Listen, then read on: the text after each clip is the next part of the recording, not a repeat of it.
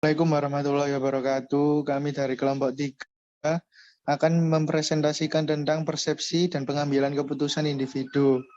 Perkenalkan dari kelompok kita, anggotanya yang pertama ada Zikri Kurniawan, NPM 290, kemudian Aliza Nugraheni, NPM 312, saya sendiri Krisna Bahrul Ulum, NPM 342, dan Radia Esa Fitriawati, NPM 314. Next. Selanjutnya materi yang pertama akan disampaikan oleh teman saya. Silahkan. Pengertian persepsi. Persepsi dari bahasa Latin perceptio atau percepio adalah tindakan menyusun, mengenali, dan menafsirkan informasi sensoris guna memberikan gambaran dan pemahaman tentang lingkungan. Persepsi merupakan suatu proses yang didahului oleh penginderaan, yaitu proses diterimanya stimulus oleh individu melalui alat, indera, atau bisa disebut dengan proses sensoris. Namun proses itu tidak berhenti begitu saja, melainkan stimulus tersebut diteruskan dan proses selanjutnya disebut proses persepsi. Proses tersebut mencakup penginderaan setelah informasi diterima oleh alat indera. Informasi tersebut diolah dan diinterpretasikan menjadi sebuah persepsi yang sempurna. Faktor-faktor yang mempengaruhi persepsi. Yang pertama, faktor internal. Faktor internal yang mempengaruhi persepsi yaitu faktor-faktor yang terdapat dalam diri individu yang mencakup beberapa hal antara lain fisiologis, informasi masuk melalui alat indera. Selanjutnya, informasi yang diperoleh ini akan mempengaruhi dan melengkapi usaha untuk memberi arti terhadap lingkungan sekitarnya. Yang kedua, perhatian. Individu memerlukan sejumlah energi yang dikeluarkan untuk memperhatikan atau memfokuskan pada bentuk fisik dan fasilitas mental yang ada pada suatu objek. Yang ketiga, minat. Persepsi terhadap suatu objek bervariasi tergantung pada seberapa banyak energi atau perceptual vigilance yang digerakkan untuk mempersepsi. Perceptual vigilance merupakan kecenderungan seseorang untuk memperhatikan tipe tertentu dari stimulus atau dapat dikatakan sebagai minat. Yang kedua, faktor eksternal. Faktor eksternal yang mempengaruhi persepsi merupakan karakteristik dari lingkungan dari objek-objek yang terlibat di dalamnya. Elemen-elemen tersebut dapat mengubah sudut pandang seseorang terhadap dunia sekitarnya dan mempengaruhi bagaimana seseorang merasakannya atau menerimanya. Sementara itu, faktor-faktor eksternal yang mempengaruhi persepsi adalah ukuran dan penempatan dari objek atau stimulus. Yang kedua, bentuk ini akan mempengaruhi persepsi individu dan dengan melihat bentuk ukuran suatu objek individu akan mudah untuk perhatian pada giliran membentuk persepsi. Yang ketiga, warna dari objek-objek. Yang ketiga, menjelaskan teori atribusi.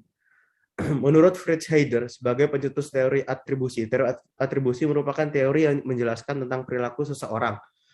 Teori atribusi menjelaskan mengenai proses bagaimana kita menentukan penyebab dan motif tentang perilaku seseorang. Teori ini mengacu tentang bagaimana seseorang menjelaskan penyebab perilaku orang lain atau dirinya sendiri yang akan ditentukan apakah dari internal misalnya sifat, karakter, sikap, dan lain-lain, ataupun eksternal misalnya tekanan situasi atau keadaan tertentu yang akan memberikan pengaruh terhadap perilaku individu. Teori atribusi menjelaskan tentang pemahaman akan reaksi seseorang terhadap peristiwa di sekitar mereka dengan mengetahui alasan-alasan mereka atas kejadian yang dialami. Teori atribusi dijelaskan bahwa terdapat perilaku yang berhubungan dengan sikap dan karakteristik individu. Maka dapat dikatakan bahwa hanya melihat perilakunya akan dapat diketahui sikap atau karakteristik orang tersebut, serta dapat juga memprediksi perilaku seorang dalam menghadapi situasi tertentu. Yang keempat akan dijelaskan oleh teman saya. Definisi pengambilan keputusan dalam organisasi. Selanjutnya.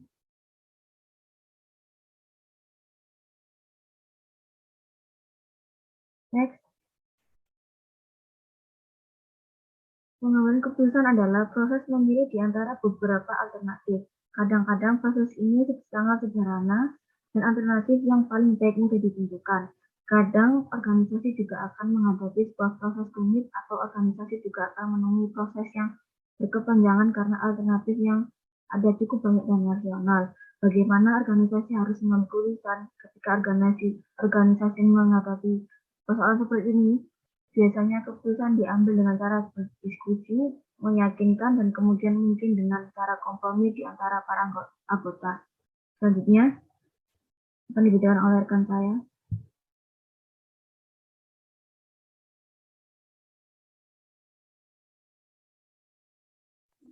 Yang kelima, menjelaskan model pengambilan keputusan individu. Next.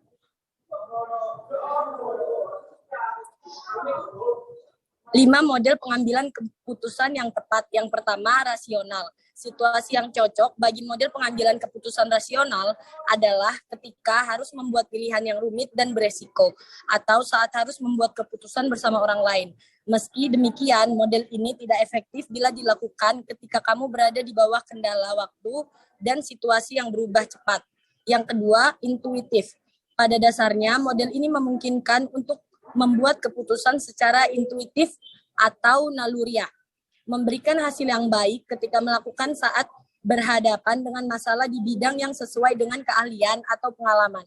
Yang ketiga, berdasarkan pengenalan. Model ini menggabungkan penilaian kontekstual dan evaluasi untuk menghasilkan reaksi terbaik terhadap suatu masalah. Secara sederhana, proses pengambilan keputusan dengan model ini dilakukan dengan melihat isyarat dan indikator yang memungkinkan kamu mengenali pola masalah yang ada. Next. Yang keempat, TODAR. Model pengambilan keputusan ini dapat membantu kamu tetap tenang saat mengambil keputusan tanpa terburu-buru dan panik di situasi darurat dan tidak pasti. Untuk menggunakan model ini harus mengikuti beberapa tahap, yaitu yang pertama, time. Memiliki informasi yang jelas terhadap sisa waktu akan mempengaruhi cara melakukan langkah selanjutnya dan bisa lebih membantu membuat prioritas. Yang kedua, diagnosis. Cara tahu masalah dan penyebab. Kumpulkan orang yang dapat membantu, data yang dibutuhkan atau tools yang menunjang. Setelah itu, gunakan teknik 5WH atau sebab akibat untuk mengetahui akar masalah. Yang ketiga, option. Setelah mengetahui penyebab masalah dan sifatnya, pikirkan opsi apa yang terbuka bagi kamu dengan terstruktur. Pertimbangkan sebanyak mungkin opsi, lakukan brainstorming bila butuh. Yang keempat, decide. Pertimbangkan masing-masing opsi, pilih yang terbaik dan masuk akal, lalu sepakati untuk melanjutkannya. Dalam situasi penuh tekanan, dapat berkonsultasi pada orang lain untuk menghindari resiko terlalu percaya diri atau terlalu terburu-buru. Next. Yang kelima, act or assign. Perinci menjadi tugas dan delegasikan pada orang yang paling memenuhi syarat untuk melakukannya.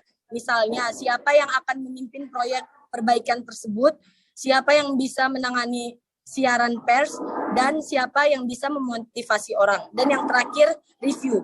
Perlu penilaian kembali semuanya untuk melihat apakah sudah sesuai dengan rencana dan hasil yang kamu butuhkan atau harapkan. The Kepner Trigu.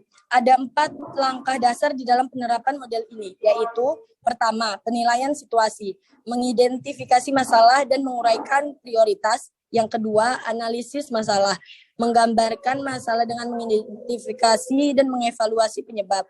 Yang ketiga, analisis keputusan, mengidentifikasi dan mengevaluasi alternatif dengan melakukan analisis resiko untuk masing-masing alternatif dan kemudian membuat putusan akhir. Dan yang terakhir, analisis masalah potensial, mengevaluasi keputusan akhir untuk menilai kemungkinan resiko dan tindakan pencegahan yang diperlukan untuk meminimalkan resiko itu. Selanjutnya akan dilanjutkan oleh rekan saya. Yang keenam, kreativitas dalam pengambilan keputusan individu. Next. Meningkatkan kreativitas dalam pembuatan keputusan meskipun mengikuti langkah-langkah model pembuatan keputusan yang rasional. Seringkali bisa memperbaiki keputusan, pembuatan keputusan yang rasional juga membutuhkan kreativitas, yaitu kemampuan menciptakan ide-ide baru dan bermanfaat. Kreativitas memungkinkan pembuat keputusan untuk menilai dan memahami masalah dengan lebih mendalam, termasuk melihat masalah-masalah yang tidak bisa dilihat oleh individu lain. Namun, nilai yang paling jelas dari kreativitas adalah dalam membantu pembuatan keputusan mengidentifikasikan semua alternatif yang mungkin, atau dalam mengidentifikasikan alternatif-alternatif yang belum jelas.